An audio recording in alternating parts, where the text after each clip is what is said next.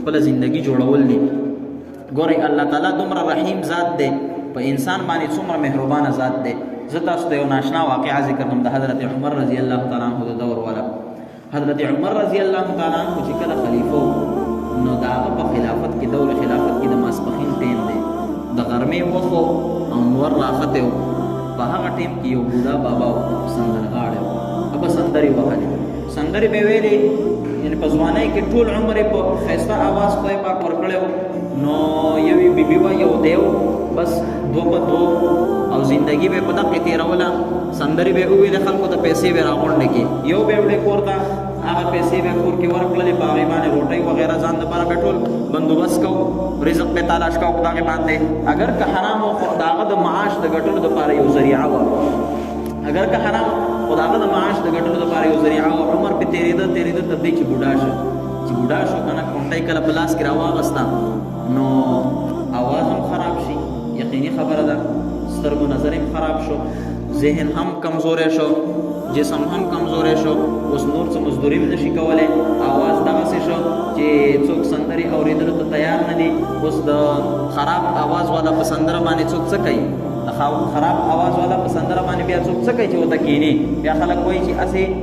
ټول محفل خرابوي، نو خلک بیا داسې خبرې کوي ورپسې. نو ده باندې هم دغه قصه وشوله. بیا په تلو د زړو دوستانو خواته، چونکې دوستان ملګري ډېر د داسې خلکو،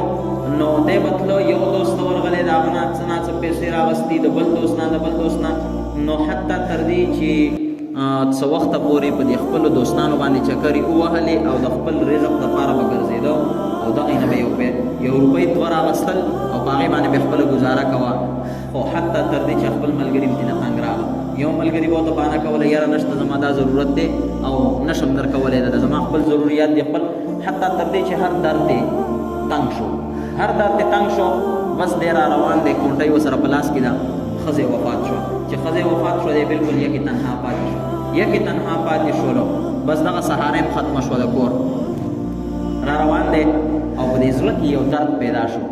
په دې زړه کې یو درد پیدا شو، یاره ټول عمر مې په لهو لعب کې تېر کړ، ټول عمر مې د الله تعالی په نافرمانۍ کې تېر کړ، ځان مې تباه و برباد کړ.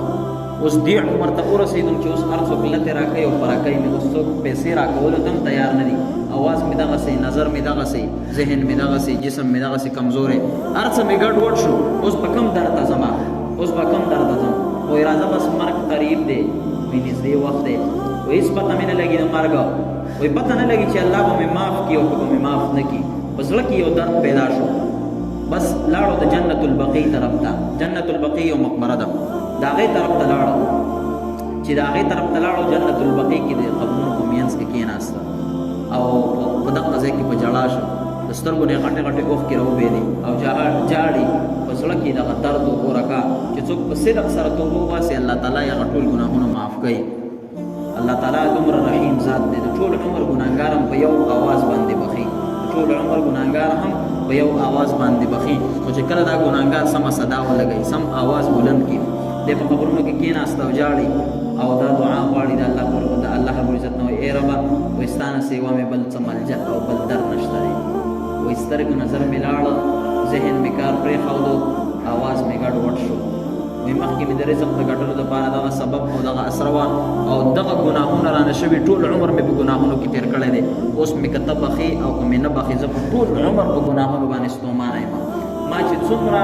دا خلک د بېدینۍ طرف ته راغونډ کړي وو او راجمع کړي مې وو، هغوی ته مې دنیاوي سندرې ویلې، نو وایي زه په هغه ټول هر څه باندې ستومانه یم. پروردګاره زه ما وبخې، بس اوس مې معاف کړي. اوس بل هېڅ اسره مې په دنیا کې نشته دی. ښځه مې وه هغه هم وفات شوله، هغه اواز هم لاړو د پیسو ګټلو والا. بس پروردګاره په ټولو ګناهونو ستومانه یم، بس د مرګ وخت مې دی دومره دی چې بس یو څو ورځې ژوند به مې پاتې په دې دنیا کې، بس اوس مې معاف کړي. په دې کې خوب پې غلبه وکړله، وږی مو غریب روټۍ وغیره ورسره نه و، خوب پې غلبه وکړه، ویده شو. چې ویده شو نو په خوب کې ویرېدلو، یو خوب یې ولیده، راپاڅېدو فورا. چې راپاڅېدو نو مخامخ ګوري چې یو نوجوان را روان دی او په سر باندې څه شی راغستی دي، په سر باندې څه راغستی دي. چې لږ رانږدې شو، نظر خو یې لږ کمزوری شوی و، نو چې لږ رانږدې شو ورته، چې ویې کتل امیر المؤمنین حضرت عمر ابن خطاب رضی الله تعالی عنه را روان دی، مخامخ را روان دی. چې ویې لیدو بس دی پر پیدا شو،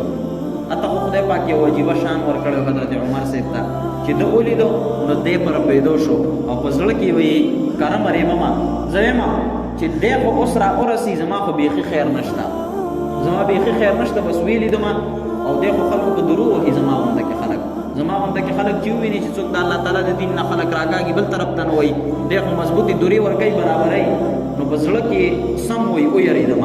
نو وایي حتی تر دې چې ما ته رانږدې شو وایي پخوا مې تېر شو وایي داسې اخ ولاړه وایي داسې اخ ولاړو یا به زه نه یم لیدلی یا پېژندلی به نه یم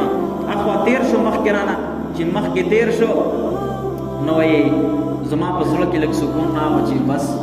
بچ شوم خیر شو خو وایي واپس راپسې راستون شو چې واپس راستون شو نو وایي مخکې مې چې څنګه کیفیت و د هغې نه سخت کیفیت مې شو ما ویل چې بس اوس خو سم ور په ګوتو شوې وایي حضرت عمر صاحب راغی وایي سلام یې واچو السلام علیکم یا حبیب الله وایي سلام یې واچو وایي چې السلام علیکم ای د الله تعالی دوست وایي ما جواب ورکړو چې وعلیکم السلام وایي ما وفرمایل چې جی امیر المؤمنین تاسو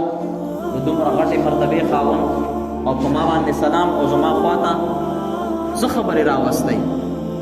وایي ما ته د سر نه پنډو کې کوس کو هغې راته مخې ته کېښودو وایي ما ته وایي چې دا وخوره وایي روټۍ وه وایي په هغې کې څه د خوراک هر څه وایي ما ته وایي چې دا وخوره وایي ما ورته ویل چې امیر المؤمنین ما ته په قصه کې څه قصه ده چا درته وویل چې دی دلته دی او وږی دی ورشه ورپسې وایي ما ته قصه وکړه امیر المؤمنین ورته فرمایي وایي د الله ولي وایي د الله تعالی دوست ده وایي د الله تعالی دوست ده د الله ولي وایي زه د ماسپښین قیلوله کوم هغه خلکو به قیلوله په دې نیت کول چې د شپې به عبادت کو بیا رسول الله مبارک سنت به ژوندي کول نو حضرت عمر صاحب ته فرمایي وایي قیلوله مې کوله اوده شومه په قیلوله کې مې خوب مې لیدو الله رب العزت راته آواز وکړو چې عمره پاڅه زما یو دوست دی په جنت البقیع کې پلانکي ځای کې ناستی دی زما یو دوست دی په جنت البقیع کې په پلانکي ځای کې ناستی دی ورشه هغه وږی دی هغه ته د روټۍ ضرورت دی زر روټۍ ور ورسوه هغه ته څومره وخت نه نار دی نو وایي د الله رب العزت د طرف نه چې ما ته دا غیبي آواز وشو زما سترګې راکولاو شوې د خوبه وایي چې ما په کور کې څه وموندل ښځې ته مې وویل خپلې بیبي مبارکې ته چې شابه زر تیار کاله د الله تعالی یو دوست دی هغه وږی دی نهار دی څه نه دي خوړلی وایي هغې راته په خپلو لاسو باندې دا روټۍ تیاره کړه دا هر څه تیار کړه ما په خپل سر باندې په اوږه مې راوانغستل په خپل سر باندې مې د دې له وجې نه راواغستل چې د الله تعالی یو دوست دی چې د هغه خدمت زه په خپل سر باندې وکړم چې زه په خپل سر باندې ګوره د وخت امیر المؤمنین او بیا د عمر صاحب پرنګه انسان د عمر صاحب پرنګه صحابي داسې صحابي چې رسول الله مبارک د هغه متعلق فرمایلی دی که چېرته زمانه وروستو د نبوت دروازه کولاو وی پیغمبر دنیا ته راتلی نو عمر ته به الله تعالی نبوت ورکړی وی ګوره عمر خدای پاک داسې لوی مرتبې والا انسان ګرځولی دی هغه پیغمبر لوی دوست لوی یار غټ یار او د رسول الله مبارک دویم خلیفه او په خپل سر مبارک باندې یو د غانو والا ته چې ټول عمر یې غانې ویلې دي صرف د یو آواز او د یو توبې د وجې نه الله تعالی دومره مقام ورکړه چې حضرت عمر صاحب ته په خوب کې ورځي الله رب العزت آواز کوي چې عمر زما یو دوست وږی دی هغه ته روټۍ یوسه حضرت عمر صاحب چې څنګه دا خبره ورته وکړه روټۍ ورته کېښودله روټۍ ته یې چېرته لاس ورتله او په ژړا شوه که نه د حضرت عمر صاحب په مخ کې دومره یې وژړل حضرت عمر صاحب فرمایي وایي چې دومره یې وژړل وایي حتی تر دې چې په هغه ژړا کې تېنه روح هم لاړه وفات شو وایي چې ګوره ما ټول عمر په نافرمانۍ کې تېر کړو ټول عمر مې په ګندګۍ کې تېر کړو او وایي الله تعالی څومره مهربانه ذات دی څومره لوی د رحم خاوند دی چې ما ټول عمر په نافرمانۍ کې تېر کو صرف یو دعا مې وغوښتله او د هغه دعا د برکته حقیقتا توبه مې وویستله د هغه توبې د برکته الله تعالی دومره په ما باندې لوی احسان کوي په خپل بنده باندې چې هغه د وخت خلیفه او یو لوی باچا هغه زما خواته راولي او بیا هغه ته دا حکم کوي چې دته روټۍ یوسه چې دې روټۍ وخوري زما دوست وږی دی نو ما ته خدای پاک وایي په دې لږ وخت کې په یو 2 منټو کې خپل دوست به وویله خپل دوست دې جوړ کړم عزتمندو الله رب العزت دومره لوی د رحم خاوند دی خو که موږ د هغه د رحم نه خبر شو عزتمندو همدغه رب دی بدل شوی نه دی او نه بدلیږي تر د قیامته پورې د هغه همدغه رحم دی رسول الله صلی الله علیه وسلم فرمایي حدیث قدسی دی وی الله تعالی فرمایي وی چې زما رحمت زما په غضب باندې غالب دی زما رحمت قیامت زما په غضب باندې غالب دی او بل دا چې د قیامت په ورځ باندې د الله تعالی صفت به د غضب وي د قیامت په ورځ باندې به د الله تعالی صفت د غضب وي په دنیا کې ټول ژوند د انسان لپاره آپشن د رحمت غالب دی د الله تعالی د رحم نه ځان نه مایوسه کوو الله تعالی رحم ډېر وسیع دی رسول الله صلی الله علیه وسلم یو حدیث مبارک دی که د انسان ګناهونه دومره سیوا شي چې د اسمانونو او د ځمکو د کنارو ته ورسېږي دا ته ټول ډک شي او دی په صدق باندې توبه وباسي نو حدیث شریفو هغه مضمون داسې دی وایي چې الله تعالی به دې د ګناهونو نه داسې پاک کړي وایي څنګه چې کیوم ولدت امه وایي گویا چې دې داسې پاک دی د ګناه نه لکه څنګه چې مور نن یو ماشوم وزېږي او هغه ماشوم د ګناه نه پاک وي الله تعالی به د انسان د ګناهونو نه دغسې پاک کړي نو دا څومره لویه د انسان لپاره د سعادت خبره ده عزتمندو عبادت صرف په روژه پسې خاص نه وي په روژه کې لږه توجه ورته سیوا کول وي صرف په روژه کې مطلب لږ په عبادت کې تاکید کول وي او نور عام ورځې هم انسان د الله تعالی بنده دی او مسلمان چې وي د الله تعالی د حکم هر ټیم متوجه دی الله تعالی حکم هغه چې کله د مونځ وخت راځي دی به مونځ کوي نو خپل عبادتونو دپاره خپل ټیمونه دي د هر چا الله تعالی خپل وختونه مقرر کړي دي عزتمندو چې په هغې کې کوتاهي نه کوو د الله تعالی رحم ډېر وسیع دی وګوره دا یاد ساتئ ما راته وویل چې غضب یې ډېر زیات لوی دی د قیامت په ورځ باندې به په چا باندې بالکل ترس نه کوي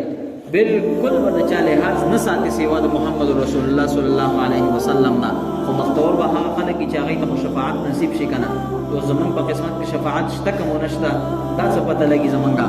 مونږه ترې محرومه شو بیا به مو په کوم در کې راګېرېږو بیا به کوم طرف ته ځو بیا خو بل در هم نشته دی نو عزتمندو د الله تعالی عبادت په هر آن په هر وخت کې کول پکار دی صرف په روژه پسې تړلی نه دی عبادت روژې خو دغه میاشت دا تېره شوه یو میاشته خبر هم پرې نه شو دې